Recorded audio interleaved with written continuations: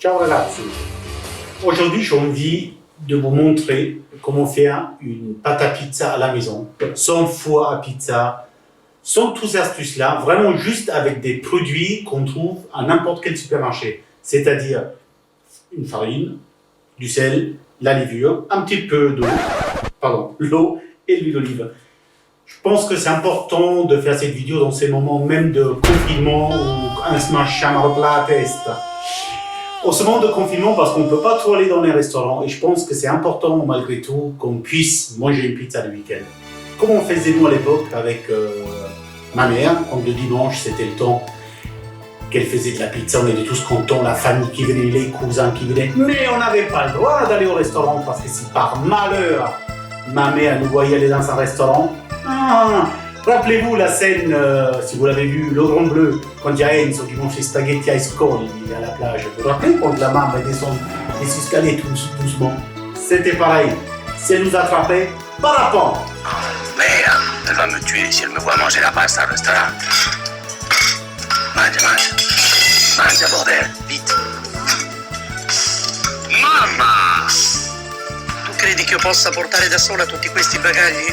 Mamma, Roberto è un ascenseur, ça devrait suffire, non?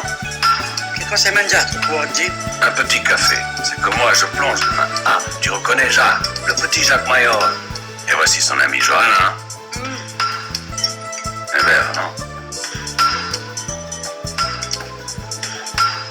Spaghetti del mare.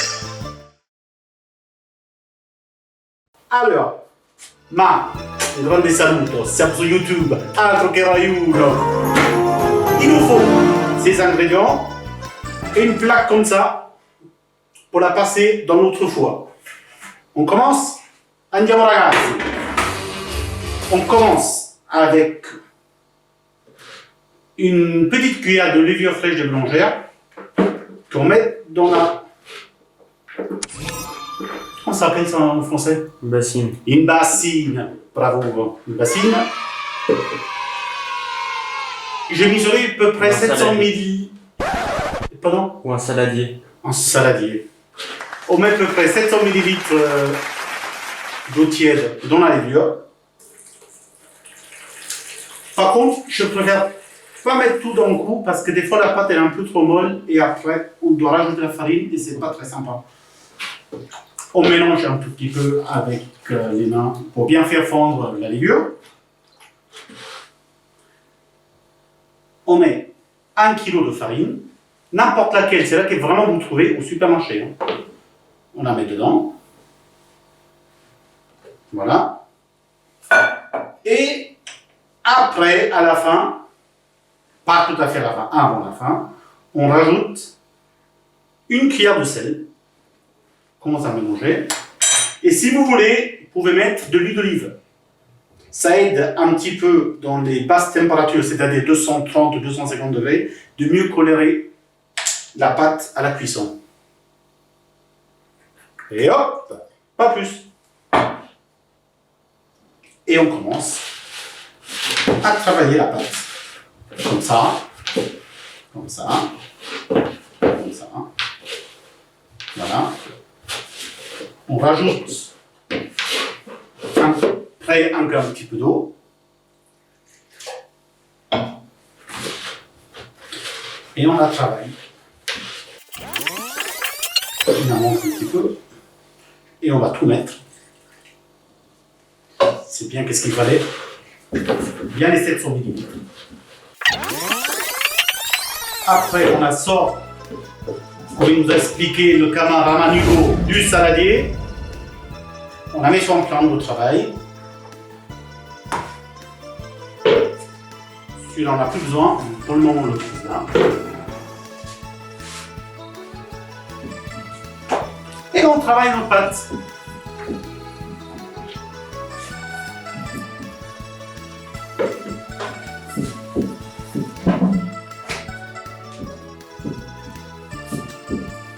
Voilà, la salée à regarder.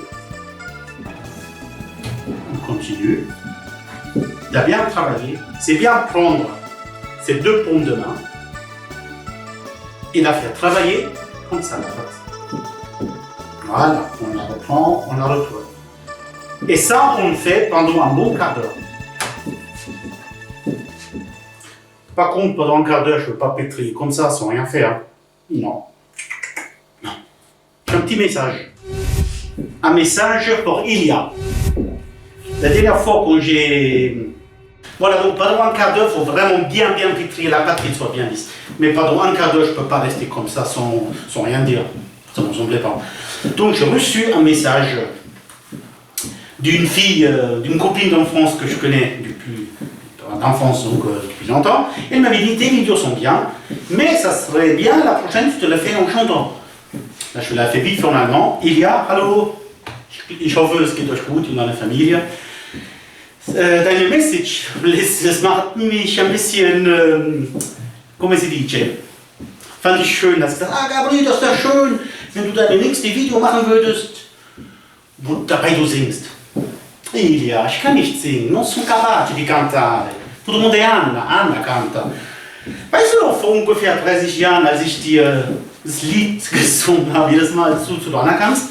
Ilia Vittoria, la la la la la la la, Ilia Vittoria, la la la la. Fini, Ilia. Allez, on continue à pétrir. On se donne rendez-vous dans une dizaine de minutes. Voilà les amis, ça y est, je l'ai pétrié un bon quart d'heure. Vous voyez, il faut qu'on a ça comme résultat. Une pâte lisse, underwood.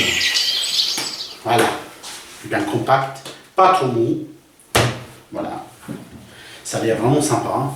On la prend cette petite pâte, on la ferme bien en dessous, comme une petite boule.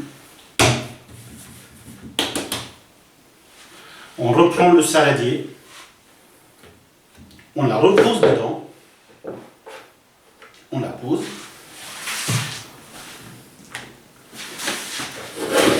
Qu'est-ce qu'elle faisait ma mère toujours? Quand même, maman, for you. Qu'est-ce qu'elle faisait toujours? Avant, quand elle faisait reposer sa pâte, la faire lever pendant 4 heures, elle faisait toujours une signe de croix pour la pâte, pour la bénir, pour la mieux faire lever. On fait pareil? On fait pareil. Hugo, couteau. Merci mon grand. On fait exactement comme la maman. Hop. Une petite croix. Et surtout, on ferme bien hermétique. Qu'il n'y a pas d'air qui passe. Et on a fait lever 4 heures. À tout à l'heure. Ciao. Allez les amis, les 4 heures de repos sont passées pour la pâte à pizza. On va faire la suite. Donc comme vous pouvez bien voir ici, la pizza a bien gonflé.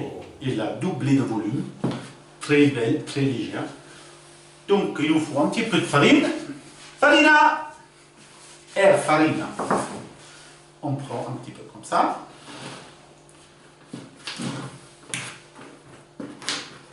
On enlève du saladier, sans trop la casser, sans trop la travailler. On la partage en deux, comme on veut faire 2 plats de pizza. Farine un petit peu mon joli couteau japonais. Un cadeau d'une amie d'ailleurs japonaise, Yuri-san, tu vois, je dis toujours ton joli couteau. Oh.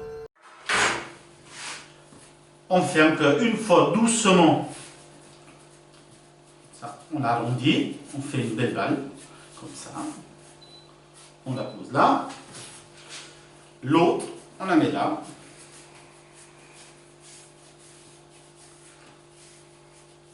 Et on la met comme ça.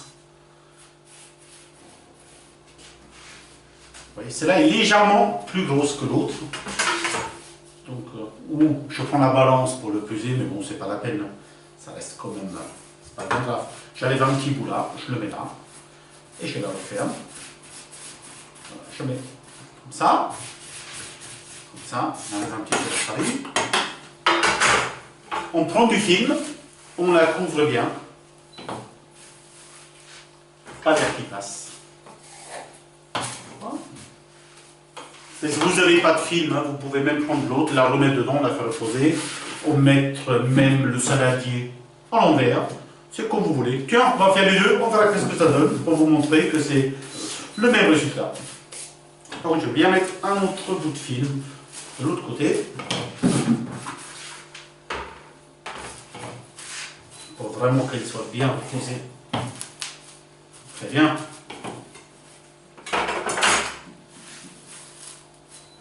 Et l'autre on en met comme ça. Et là on va encore attendre 4 heures. À tout à l'heure les amis. Alors les amis, bonjour, les 4 heures sont passées. On va voir qu'est-ce que ça donne. Ouh là là, tragédie pâte bien gonflée. Et la deuxième, parfait également. Ils sont bien élevés. Bien levés, très bien. Allez, on pose ça là, ça on est là. Donc on prend une plaque. Je l'ai huilée légèrement pour pas que la pâte elle colle après cuisson sur la pizza qu'elle colle après cuisson sur la plaque. Je prends la pâte. Allez, on la farine qui est là. Donc sans pas trop la manipuler, on la prend et on la étale à la verticale sur la plaque, comme ça. Et après, on va vers les bords, tout délicatement, sans trop la casser, tranquillement. Et on étale avec les doigts comme ça. Bien étalé partout, pareil, qu'elle puisse cuire partout. Pareil.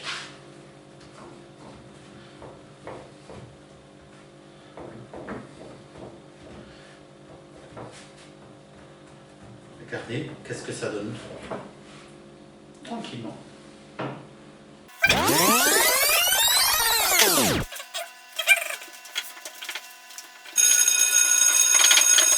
Là, par exemple, j'ai fait un petit trou.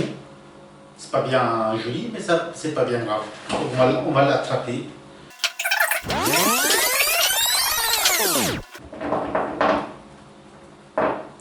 Et voilà. Maintenant, il nous reste à les garnir, faire chauffer le four et les faire cuire. À tout à l'heure. Et voilà, les amis, on commence la garniture. Vous voyez, toujours pareil, le même système. Des choses que j'ai trouvées dans une petite supérette, un bon chorizo, la mozzarella pain et une sauce tomate. Par contre, la sauce tomate, prenez quand même une bonne sauce tomate mouti. J'aime beaucoup. Allez, c'est parti. On va commencer à couper le chorizo en petites tranches. Après, qu'est-ce qui est chouette dans ces pizzas comme ça qu'on peut faire chez soi? On peut les faire à quel goût? Comme on veut. On a envie de mettre du gruyère, on met du gruyère, on a envie de mettre la mozza, on a envie de mettre du gorgonzola, du jambon, des champignons, qu'est-ce qu'on veut, qu'est-ce qu'on trouve dans le frigo. Nous, on aime bien la pizza au chorizo, et les enfants, ils adorent la margherita. Mais chacun ses goûts. Donc, le chorizo, on le coupe en rondelles. La mozzarella, on va dire, on prend une moitié pour chaque plaque. Le mozzarella, il faut le couper quand même en petits cubes, préférence. Et il faut mieux. Après, pareil. Vous pouvez mettre beaucoup plus si vous voulez. Regardez, hop. Ça.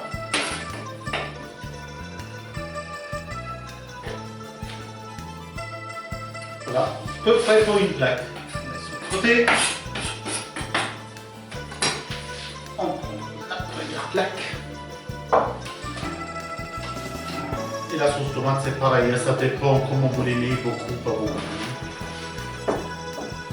Bon, 3-4 cuillères de sauce tomate, je trouve ça sympa. Alors, on commence par la pizza margherita, on prend la mozzarella comme ça, on la fait tomber tout doucement, on la étale bien partout. Vous voyez, voilà.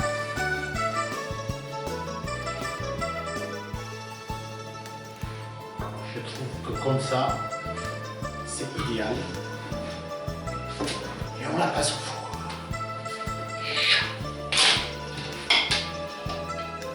1, 2, 3, 4 et 5.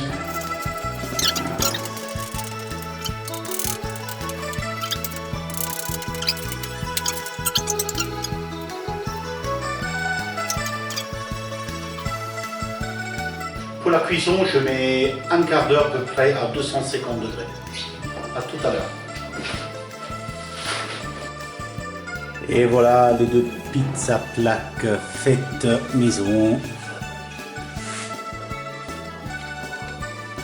Voilà, la vidéo elle est finie. J'espère que ça vous a plu. Faites bien des pizzas chez vous, prenez soin de vous. Et si vous voulez vous abonner à ma chaîne Gabriele Pizzalina, ça sera avec grand plaisir. Ciao, à bientôt.